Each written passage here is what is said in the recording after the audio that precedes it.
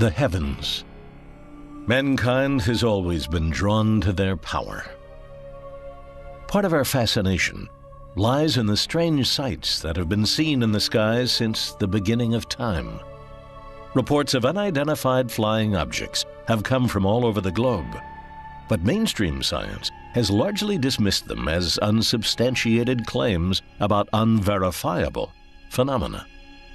Yet new sightings only fuel our interest in the possibility of visitations by alien life and our desire to make contact with other worlds.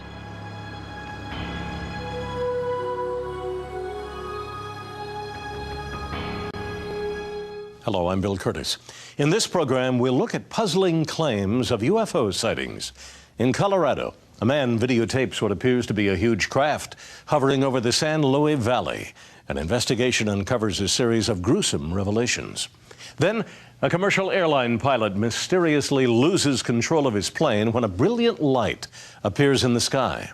And finally, a historic meeting of scientists and the UFO community. Working together for the first time, they try to determine the validity of UFO evidence. Do these incidents offer proof of extraterrestrial visitors? Or are they simply phenomena that will remain unexplained? The beautiful San Luis Valley of southern Colorado is an area known for its New Age beliefs, old-fashioned individualism, and Native American legends. Nestled against the Sangre de Cristo Mountains, the valley attracts paranormal and UFO researchers. Sightings of flying saucers have been part of local lore for the past century. Nearby, the Cheyenne Mountain Air Base conducts maneuvers, many under a cloak of secrecy. Some residents of this valley, like Jim Roberts, exchange stories of their sightings. We're talking about something that looks like a moon when there is no full moon, and I've never seen him really any higher than just below the tip of the mountain, the top of the mountain peaks. Sometimes you'll see like two car lights, and all of a sudden they'll flip-flop, one will be on top of the other. They just take off at enormous speed and are gone. Jimmy Lloyd is a retired Air Force colonel. He claims to have seen a huge craft over the San Luis Valley in January 1994. It was a clear day in the afternoon, and I was traveling down this road, and this object appeared in the windshield of my car, headed right toward the Oak Creek grade in a descending direction, went through that gap, and these bright arc green lights were in array like a horseshoe in reverse, and it was moving at a speed well in excess of 20,000 miles an hour, and no sound, absolutely no sound. The very same day, the Cheyenne Mountain Air Base reported that its satellite had picked up a flare on radar. The location of the flare and the direction of the craft Jimmy Lloyd says he witnessed intersect in the heart of the valley. Sightings like these in this area are often ignored as myth and exaggeration. One man actually captured his sighting on tape. Tim Edwards. Edwards' family owns a popular restaurant in Salida, Colorado. Like many residents, he had heard rumors of sightings. On the morning of August 27, 1995, Edwards had one of his own. My daughter Brandy and I just had got done eating breakfast and walked outside to check on the progress of two construction workers. And we're standing there probably about a minute or so. Brandy says, Daddy, there's something up in the sky.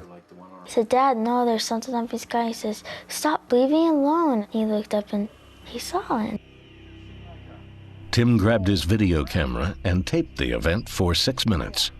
You are watching what he claims is actual footage of a UFO. Yeah, a spaceship grow bigger like that. Huh? It probably moved 100 miles in a matter of a second or two. We were in an extreme awe. It was just like we were kind of like just petrified, just paralyzed, you know. See that now? Huh? you know, what is this thing? Brandy asked me, you know, what is it, Dad? I said, this is a spaceship from another world. For 20 minutes, father and daughter watched the amazing sight, believing that the object in the sky was aware of their presence. No kind of aircraft, I'll tell you that. Oh, no. Overwhelming feelings came over me. It almost looked like we were looking into a transparent cloud or something, into another space or dimension. The light wasn't radiating from it. It wasn't reflecting sunlight. It was like its own energy. Tim and Brandy Edwards weren't the only ones to see a strange object in the sky. Some residents of the area reported to have seen a UFO over Salida around the time that Edwards says he did. But for Tim Edwards, this wasn't just a sighting. It was a religious experience, a close encounter with another world. My family had a hard time understanding my feelings, like an electrical charge going through my whole body, but especially my mind, all these profound feelings. UFO believers, reporters, and the curious descended on the rural community, hoping for a repeat performance. Local reporter Arlene Schovold did some digging through local archives and found a history of sightings in this area stretching back to World War I. In looking through the old newspapers here at the Mountain Mail, I saw a reference to a mysterious airship. The 1917 sighting quoted all of these credible people as having seen this thing, cigar-shaped thing in the sky, and it was seen in the same location as where Tim Edwards saw his, and the description was just exactly like the thing he saw. Before the sighting, Edwards had no interest in UFOs or extraterrestrials. Now he was convinced that aliens had chosen him to spread their message. The spiritualism of the whole event, basically, kind of like it put me on a mission to get my word out to the world, or the events in Salida, what happened that day. It was almost like pretty much an obsession at times. I think Tim was obsessed with it at first, too. I'd say it was the highlight of his life. He's a person who saw an unusual thing, and he was, fortunately, I think, open enough to talk about it and film it. That was the main thing, that he got that on video, so he's not discredited. I get feedback, you know, that people, you know, talk behind your back, and a lot of people, I think, at first probably thought I was crazy, and they were laughing at first, but when I came forward, virtually hundreds of witnesses came forward. The local newspaper did 23 articles on the UFO activity, editorials, what the heck's going on. Edwards felt compelled to tell everyone what he had witnessed. For months, he relived the event over and over, but his obsession was soon getting in the way of the family restaurant. Then he came up with a new solution. He opened a new restaurant and called it E.T.'s Landing. I feel through my research that, you know, with everything going on, it just is, like, say, the escalation of UFO activity, the mass sightings, the religious and medical miracles, the way the world, the direction we're heading, everything is coming together like something is gonna pop. Edwards soon discovered that there was a price to pay for his newfound fame. What at first felt like a blessing has at times become an overwhelming burden for Tim, his wife, and his family. My dad's life really changed. My dad every time talk about UFOs every day, and I don't. It's like, talk about different stuff. I'm not obsessed with the mission anymore. No, I've substantially backed off. It's like my feelings aren't near as strong as they were a year ago. It was just like it totally engulfed my whole life. Tim Edwards still pursues his mission, spreading the gospel of so-called ufology. He conducts school presentations, gives speeches, and between courses, tells his story to diners at the restaurant. The people in Salida have been very supportive, and they come to me A lot of times wanting answers and to talk about their sightings, they feel they can confide in me and trust me. To be, you know, isn't that what it's... Edwards' video has attracted UFO believers from around the world. And in their hunt for answers, they've uncovered another disturbing phenomenon in the San Luis Valley.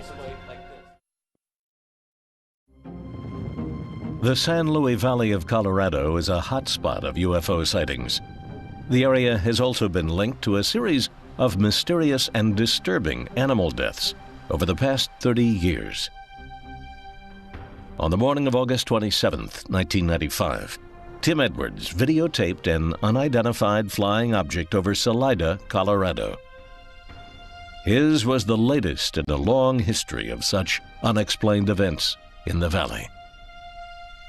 About a year after. Since 1995, UFO investigators have tried to uncover why the valley seems to attract such bizarre aerial phenomena.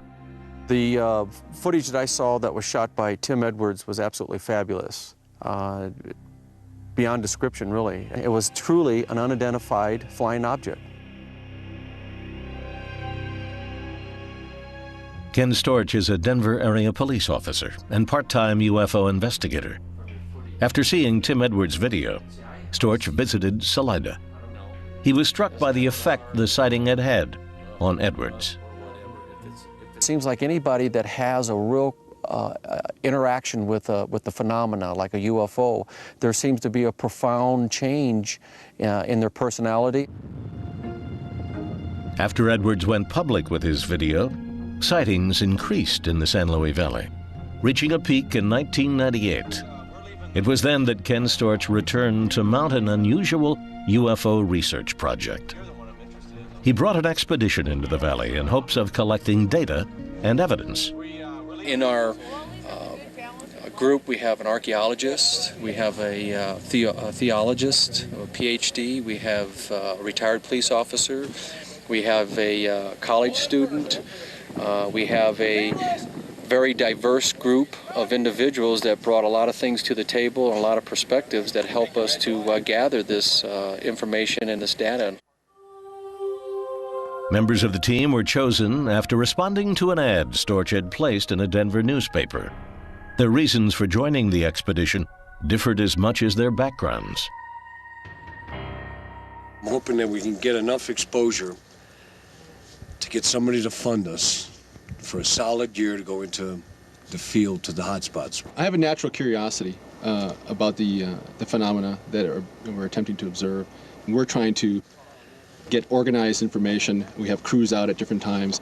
And I feel comfortable with that. I think it's a better way of getting at the type of information we're trying to get at. Some members took shifts, scanning the skies. Others collected testimony from witnesses who reported seeing a craft similar to the one Tim Edwards videotaped. Sighting logs were compiled to look for patterns in UFO incidents.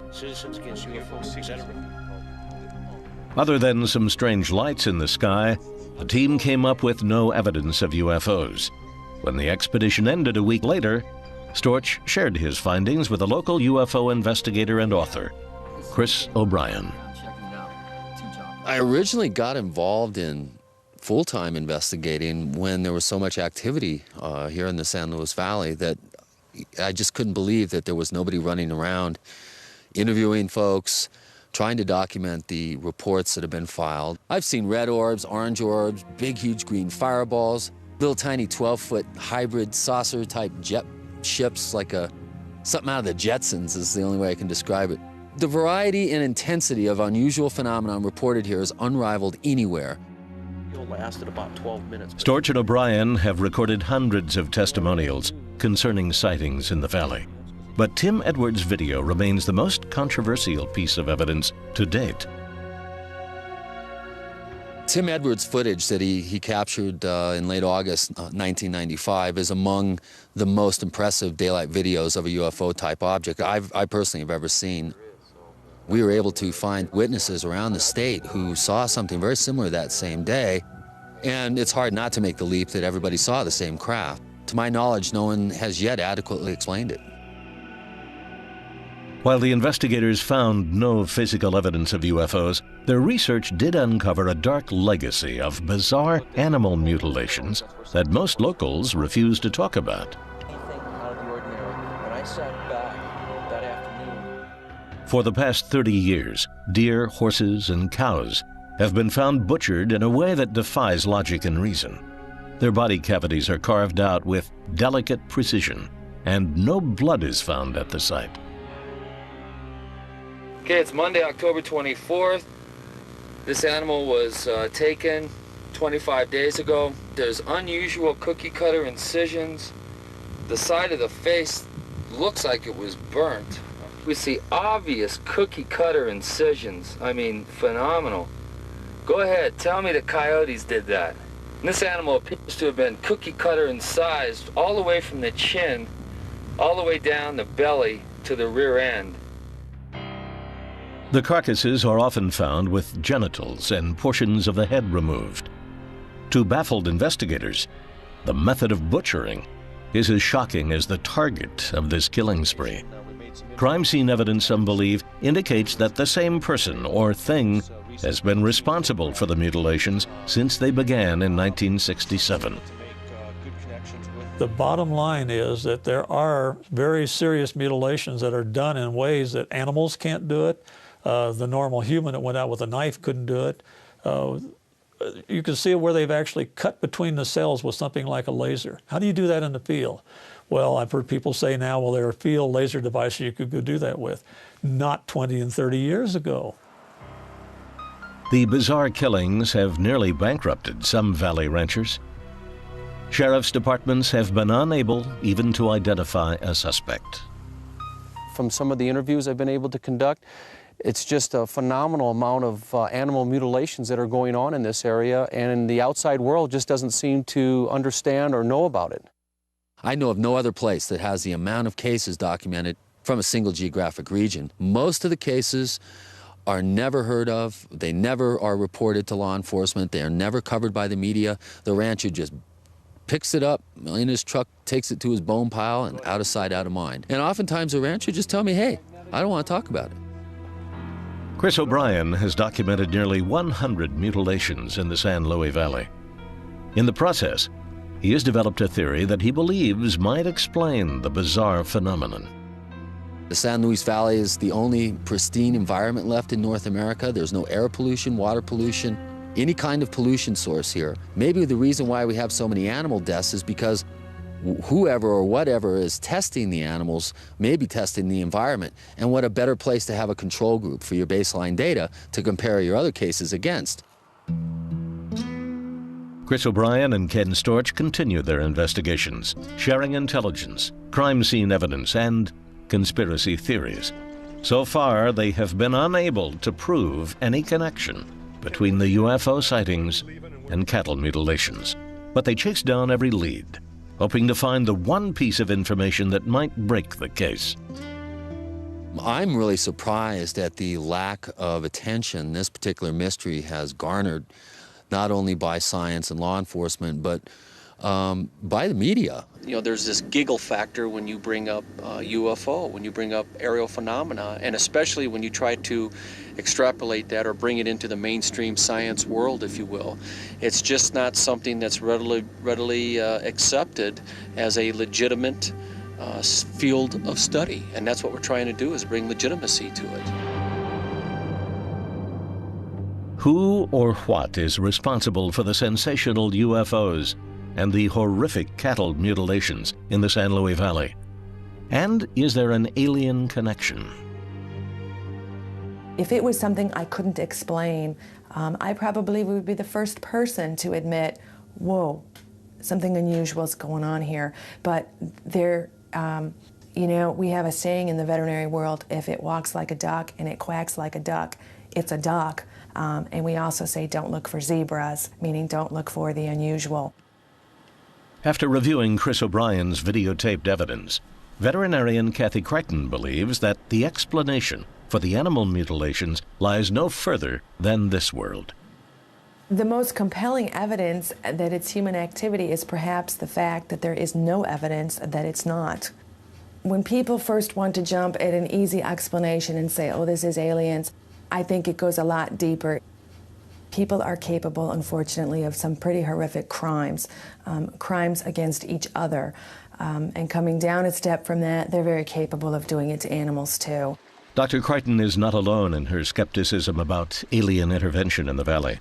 Others dismiss the supposed connection between slaughtered livestock and UFO sightings in the area.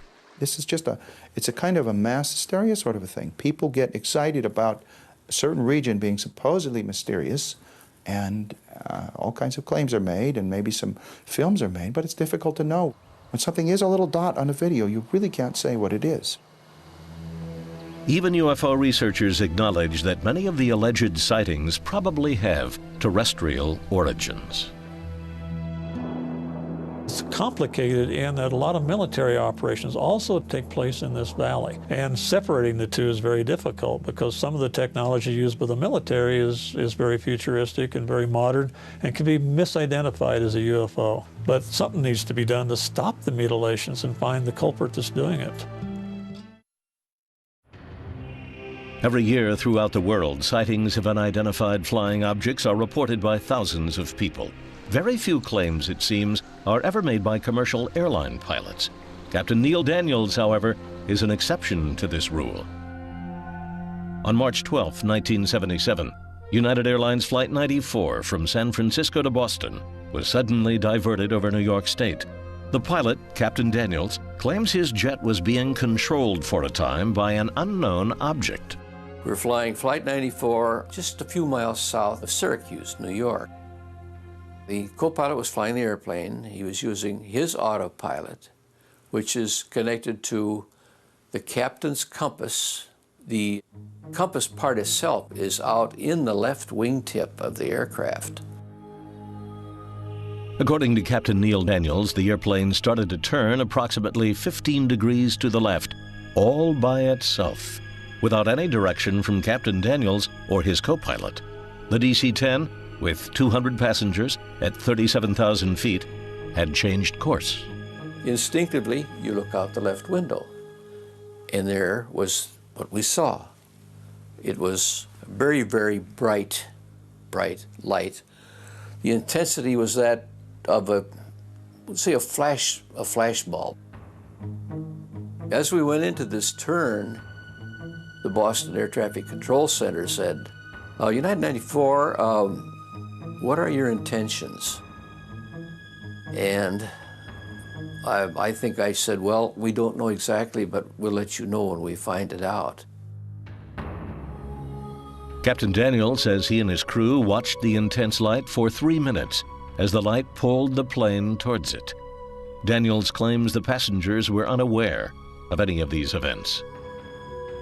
When I first saw it, it was forward of the wing. Hard to tell exactly how far out it was, but it was very, very brilliant, whatever. I watched it disappear back over the wingtip and back into the 8 o'clock position and accelerate at a very rapid rate. It was zip and gone, just like that. Captain Daniels radioed air control. He wanted to know if there was any traffic to the left of Flight 94. He was told there was nothing appearing on radar. The bright light and the source of the magnetic interference to the aircraft navigational system was a mystery. Flight engineer went back to his seat and he said, I don't know if I'm going to tell anybody anything about this at all. I'm not going to say anything. We're due to come back early, so I didn't want to get involved with the military or anybody like that on all-night questioning and answers and that type of thing. So we opted not to report it when we got in. Captain Daniels was haunted by memories of the incident, but continued to keep it a secret. 6 months later, however, he decided to tell his boss what had happened. So I told him, I said, this happened last spring, that I had a sighting. And his reaction was, I'm sorry to hear that. I said, why? He said, well, bad things happen to people that have had sightings like this. And I thought to myself, what? So I shut up and I never said a word about it ever again. For about 7 years. Neil Daniels retired in 1980 and only then felt comfortable enough to discuss the incident. He says commercial airline pilots who reveal their UFO sightings pay a high price for speaking out. Daniels is still unable to explain the source of the bright light, but remains convinced about what he and his crew witnessed. Since the incident, Neil Daniels is the only one who has been willing to tell his story. Today, his flight engineer is a commercial airline pilot, and the co-pilot is now retired. Both have refused to come forward. I've been in contact with these two gentlemen. I can't give you their names. They don't want to be known. And I've talked to them about it, and they said, just disregard. I don't want to discuss it. I'm the little short guy here in the middle. And this was my co-pilot. Captain Daniels, a veteran of dozens of bombing raids during World War II, is now retired. He wants to go on record while he is still alive, in hopes that it might encourage other pilots to come forward. 22 years after his encounter, he still believes there are things going on in the skies beyond our understanding. One of the things that I really enjoyed about flying was, in the winter months, was to take off and head out of the East Coast in the evening. And we'd get away from the cities and look out at the dark and look up, right up there, and there was Orion. And there was his dog star right there. Gemini, the twins up here. We are a tiny, tiny speck in the Milky Way, which opens up my mind to accepting the possibility of almost anything. In 1977, United Airlines Flight 94 supposedly had an encounter with a UFO. Captain Neil Daniels, the pilot, claims the plane's navigational equipment was disrupted by a brilliant light, which sent it off course. Fearing for his job, Captain Daniels did not come forward with his story until his retirement in 1980. 4 years later, research scientist Richard Haynes heard about the DC-10 case from other UFO investigators and contacted Neil Daniels. Haynes has researched over 3,000 cases of UFO incidents involving aircraft. He believes the pilot is a credible witness.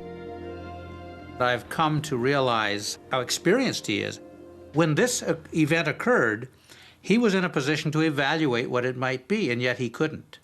And that's another reason I got involved. Unlike UFO sightings based solely on eyewitness reports, Haynes believes the Flight 94 incident is especially difficult to discount. The Neil Daniels case is a very significant case because it involves multiple eyewitnesses in the cockpit. It involves electromagnetic effects on board the aircraft, which have immediate implications for air safety. And it involves apparently or an allegedly independent object nearby the aircraft, which seemed to cause the changes in the cockpit instruments. Over the years, as compelling evidence of UFO activity across the country continued to mount, Richard Haynes and other UFO investigators urged the mainstream scientific community to take a serious look at cases like Flight 94. Finally, in late 1997, philanthropist Lawrence Rockefeller hosted a gathering at his family's New York estate of leading scientists and UFO investigators to examine evidence from some of the best documented UFO cases. One of the cases reviewed by the committee was Captain Neil Daniels' alleged encounter. Richard Haynes was the UFO investigator who presented the case. We were not challenged to justify UFOs or to prove the existence of UFOs, but to present physical evidence that we felt was credible and backed up by some scientific and technological data, And the review panel's objective was to help us refine our approach and methodology. A panel of 18 experts, physicists, aerospace engineers, astronomers, and planetary scientists reviewed the material presented. They quickly learned, however, that as with the age-old question of the existence of God, the existence of UFOs was equally hard to examine. We were all very, very open-minded. I think that's an important thing to keep in mind. But also, we weren't believers. We were basically there to say, show me. Richard Haynes told the panel that the inexplicable connection between the brilliant light and the plane's performance made this case especially believable. This is important because I made it very clear at that meeting in New York that as soon as the object went away, all the compasses immediately came back to normal. We call this a transient effect. Members of the review panel wanted to know if the data in this case had been retested under similar conditions. They soon discovered that the scientific method was almost impossible to apply in the cases of UFOs. It's very clear for many hundreds of thousands of sightings now that these are transient effects that cannot be reproduced. If they could, science would be looking at them. And if a phenomenon will not repeat itself, how can they do that? Are the claims of UFO investigators credible? In the absence of established methods and language for inquiry, the scientists who attended the Rockefeller Conference soon realized the difficulty of answering this question. Often in science we have exactly this problem of separating truth from wishful thinking or from misinterpretations. Unable to replicate any of the events presented, the scientists were forced to dismiss even the mysterious story of Flight 94.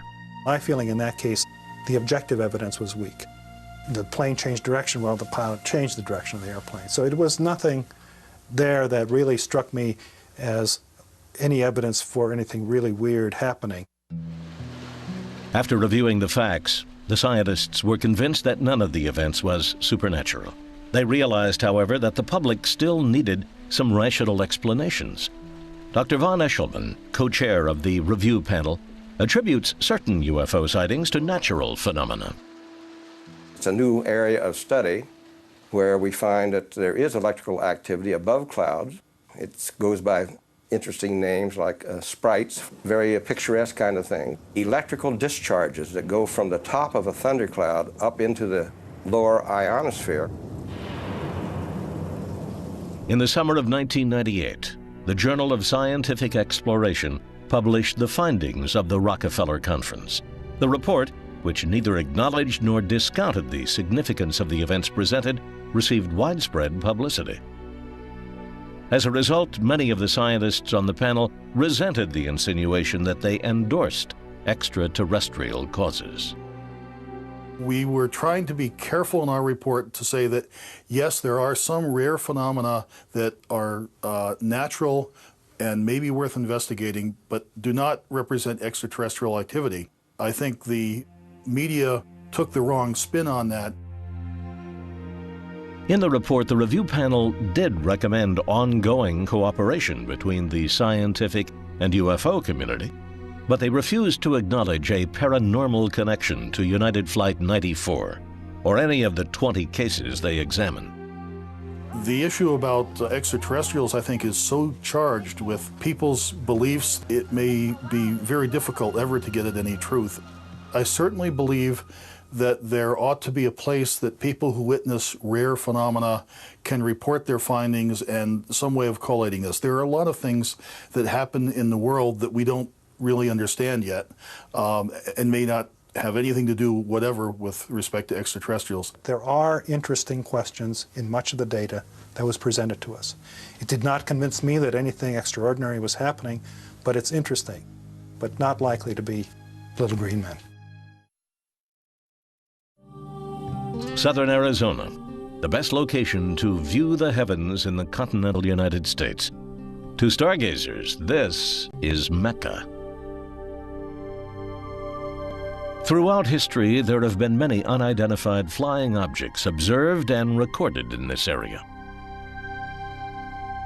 Here near Tucson, astronomers share the same unencumbered view of the sky with self-described ufologists.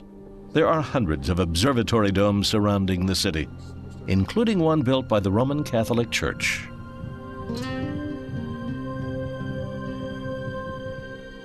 Father Chris Corbally is an astronomer and the vice director of the Vatican Research Group. He supervised the construction of the observatory, which was completed in 1993. Since then, he and a small group of Jesuit priests operate a multi-million-dollar telescope high atop Mount Graham. We are carrying on serious scientific study in a wonderful environment. This is very much on the continental United States, a center of astronomy. We have the desert, so giving dryness and clear skies, and then we have these mountains which we can poke into the good, clear, stable air and so get excellent imaging. Corbally has devoted his life to cosmology. He spends much of his time examining the data gathered by the telescope at the University of Arizona, which shares the telescope with the Vatican. At the observatory entrance, a plaque inscribed in Latin commemorates the observatory on Mount Graham. Corbally wears garments of both science and faith and is not surprised by the Vatican's interest in astronomy. Other people know it's an unusual idea. And yet we have an over 400-year history of the Church's active involvement in science. Initially, it started for a practical reason, for reforming the calendar, which was getting out of step with the seasons. So then it continued, I think, simply because this was a wonderful way to have a presence in science and show the Church's regard for science. In 1616, the Roman Catholic Church demanded that Galileo stop teaching his sun-centered universe theory. In light of Rome's history of antagonism toward scientific discovery, Father Chris says the Vatican has altered its views on the role science can play in understanding the universe. The Vatican asked me to do science and let them know what I find. I follow the precepts and the methods of science when I do science. When I do theology and reflect on my faith, then I follow the methods of theology. So I can maintain the distinction between the two. So with two avenues that lead to truth, I don't find ultimately there can be conflict. Corbally is excited about scientific breakthroughs that can be made by this 72-inch lens, known as the Pope scope. As for the possibilities of finding extraterrestrial life, he is cautiously optimistic. My personal hopes are high. My science always puts a control on that, because clearly from the scientific point of view, we have not yet found another Earth-like planet. Like anyone, I've seen strange lights in the sky. And yet the extraterrestrial intelligence explanation is always going to be the most remote one. Interesting maybe, but no evidence as yet. Some members of the UFO community believe that the presence of the Vatican Observatory suggests that the Church is looking for extraterrestrial life. Father Corbally denies this assumption. The reason for this telescope is to do science, not to find ET at the end of it. But through doing science, we build up our understanding of the universe, and so this will help to build up the picture in which life, at least our own life on Earth, is formed. But I don't think we're going to see ET waving at us actually through this telescope. The Vatican Observatory is part of a long legacy of scientific and religious study in southern Arizona. Less than 100 miles from Mount Graham, the Casa Grande ruins are a testimonial of early man's desire to understand the heavens. 2,000 years ago, some believe an advanced civilization called the Hohokam built an observatory here and manned it with priests and shaman. The Hohokam site here was very likely not just an observatory, but at some point in the past there must have been some sort of a contact in this site which would have established itself in the eyes of the Hohokam and the ancient peoples as a sacred site. A link to the stars was probably at this place where you see behind me.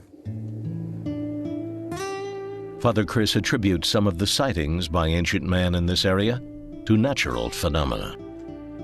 The Native Americans that were here from long ago and that have certainly looked at the stars and understood them. The Crab Nebula, now that exploded in the year 1054, and from pictographs on rocks might well have been seen and recorded in that way by Native Americans in the locality around here.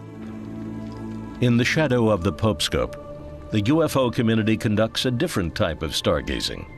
They claim sightings are still occurring in this hotspot and suspect it's one of the reasons the Vatican chose to build an observatory here.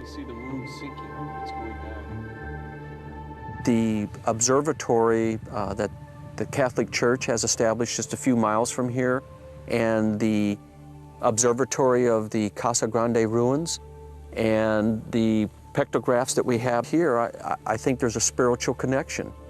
Those of us in the UFO community realize that this area is special. Obviously, prehistoric man felt it was special because they felt compelled to leave behind their mark. I don't think that anybody that's in tune with the planet can come to a location like this and not feel the magic. This area is amazing in its links in the distant past to the sky, and that's what I suggest this is again in the past. This is a place where you come back to be one with the earth, but you also come back to be one with Father's sky. Ultimately, I think what we're all trying to do is to return to the heavens, to return to the place where we were born. Scientific and technological advances are expanding our knowledge of the universe. Will this someday bring us closer to the discovery of alien life forms? I think it's a very good thing that the Vatican and anyone else is open to the possibility. It wasn't that many years ago that people didn't even believe that organic material even came from outer space. That, I still say, is a long step from finding life forms elsewhere. I believe they're out there. I just don't think we're going to make contact. A good scientist has to be a person of faith. Why? Because we're dealing with, in this case, UFOs, a phenomenon which I've never seen. I believe in God, and I believe that He created life on this planet, and I believe He created life on other planets, and that they have space programs, just like we do, and they've gotten here first. Until contact is made, if ever, the Vatican Observatory, along with the UFO community, will keep on gazing at the wide western skies. If there is life, then it will be very much part of God's creation. I don't find creation evil, I find creation good. So we're taking part in the Creator who found everything, at each day in Genesis, at the end of each day, and the stage was reached, and God saw it was good. We're taking part in that. In mankind's quest to understand the cosmos, lines between science and faith have blurred. Since the dawn of the space age, we have been forced to consider the question, is there life out there? As our ability to reach into space expands, the answer to this question and how it will affect us looms large in the future. Why are we so tantalized by the idea of contact with life from another world? Surely anyone who has ever stood beneath the night sky has marveled at the vast unknown out there.